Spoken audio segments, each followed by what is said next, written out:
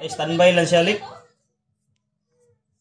Ano naman siya? Ay, wala. Kuhaan na, backlight. Ay, ganing LCD panel. Ha? LCD panel. Yan rin yung purma. Siga yung backlight, good yung backlight. So, wala sa picture na makita. Pareha rin sakit itong Samsung. Itong Samsung na didala direct. Ay, Samsung ba to? Ay, TCL? Ano yun? LCD? Yung LCD. Ato na nang ano ron. Natay tanawon na na. Ito reparon. Init ba ito sa taas? LCD panel yun eh. Yan ang mga... Kaya kita ka nung siga man, no? Siga siya. Pero wala display. Wala display? O pa na abrihan? Wala, may siguro na biyan ko. Magabog mo ni. Awa pa dyan dayo. Naabrihan na rin. Naabrihan na siya. Natanggal naman si Leo. So ito na siya mga bro. So yung gano'n na problema mga bro. Meron na yan, present lahat ng voltahe yan mga bro. So ito lang yung hinanap ko mga bro, yung kaniyang leak na resistance ng isang panel. Ayun siya! Sama kami siya. Maguba na siya. Ayun, lugita. Kuha ng flat screw eh. So ito na siya mga bro. So tingnan nyo mga bro. CKBB1 at saka CKB1. So ito siya mga bro. Yun. So halos shorted yung kanyang reading mga bro. So it means itong linya na to mga bro, ito yung i-remove muna natin mga bro. So sa design ng panel siya, so hindi siya kabilaan, so single off na siya mga bro. Single na yung ginagamit na flex niya mga bro, kaya mag-remove tayo dito mga bro ng isang CKB1 at saka CKBB1 at saka yung CKBB2. Ito siya mga bro. At saka CKB2. Magkatabi lang siya mga bro. Ito siya mga bro. Ito. Yun.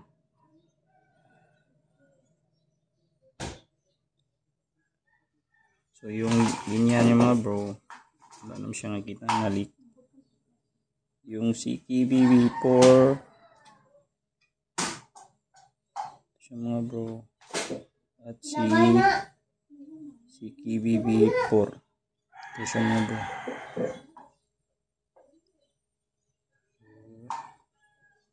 Yun, leak talaga mga bro.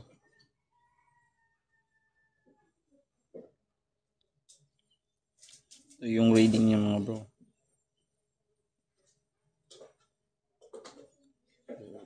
Wala yung CKB2 mga bro. Tingnan natin kung saan ito nakakonect. Isa, saka ito. So yung reading niya mga bro, mataas naman mga bro. CKB4, saka ito. Wala, nabuak. Yun. So yung CKBB3, ito siya yung CKBB3. Tasin mga bro. So i-remove natin yan mga bro. Shock.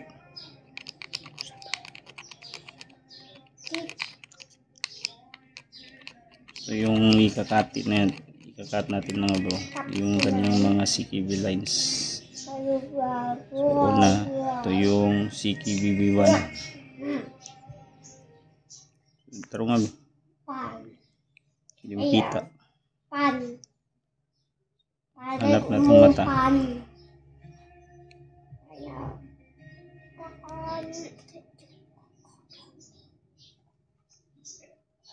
Isa mo na mga bro.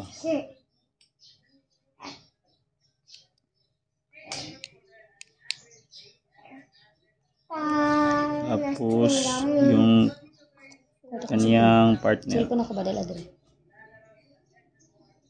Ito yung Cellphone ba? Dala diri. CKB-B1. Kuha kong cellphone. Ay, so, tarong nga ba? Hindi makita kayo. Tarong nga ba? I-focus dire. Hindi man makita. Luwag. Siya nga bro.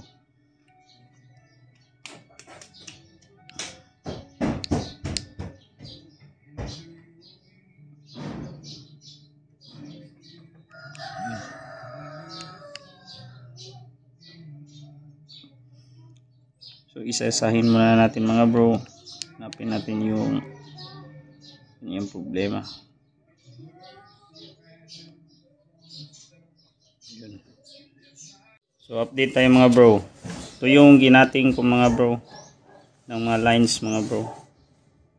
So tinanggal ko si CKB1 at saka CKBB1.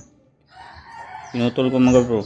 Pagkatapos pinutol ko si CKBB2 at CKBB2. So yun mga bro, linya niya mga bro. Yun. So hindi na tayo magpa-taas ng video mga bro. So saksak natin mga bro. So hindi na tayo magbo-voltage check din mga bro kasi yung ganyan na problema present lahat ng voltahe niyan mga bro. So yung problema lang niya ang yung mga CKB lines. So dito tayo magpo-focus. So saksak natin mga bro.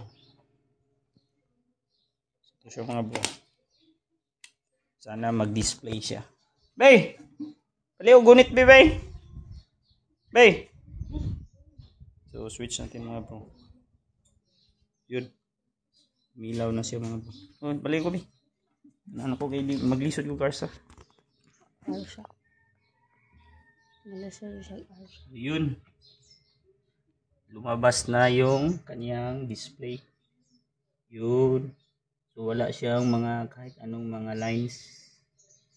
So ito siya mga bro. Meron na siya. Bro. So meron siyang isang bar lines ito mga bro. Puputuloy na lang natin yan lahat mga bro. Dadalihin natin yung kanyang CKB lines. Yung ibang mga lines mga bro.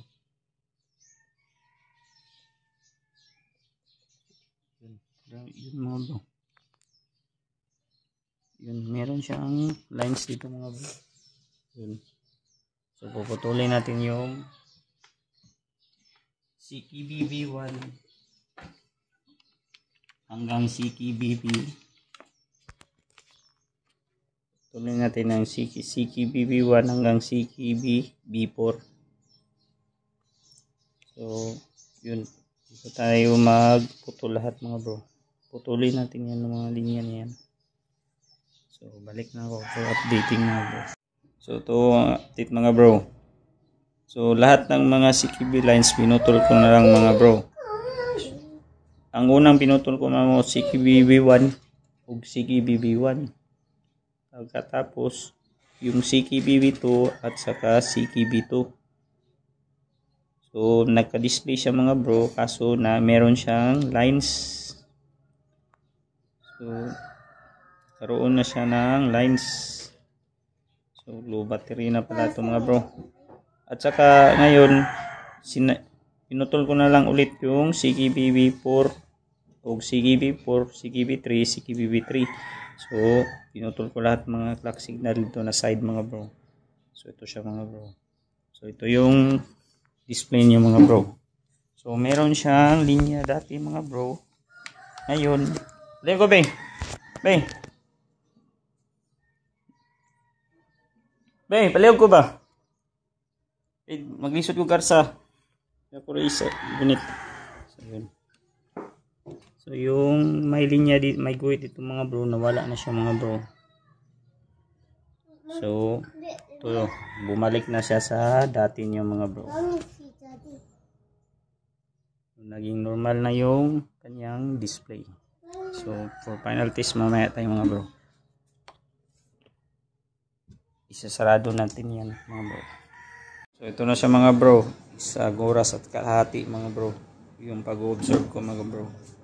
So naging normal pa rin yung kanyang picture. Wala siyang kahit anong mga reaction mga bro. Guhit o ano man mga bro. So yung kanya palang LCD mga bro. Ito yung LCD mga bro. Nagpahid pala ako ng isa. Pinahiran ko to ng cotton mga bro. So ayun, malinis na siya mga bro. Hindi sa ibang itong dumating dito mga bro ngayon October 24, 2025. So ito yung mga cotton niya mga bro. Nilinisan ko yung kanyang LCD panel. So makinis na makinis. Kintab mga bro. So ito pala yung kanyang model mga bro. Hindi ko napakita yung kanyang model. So 49DL541. Isa pa lang liban to mga bro.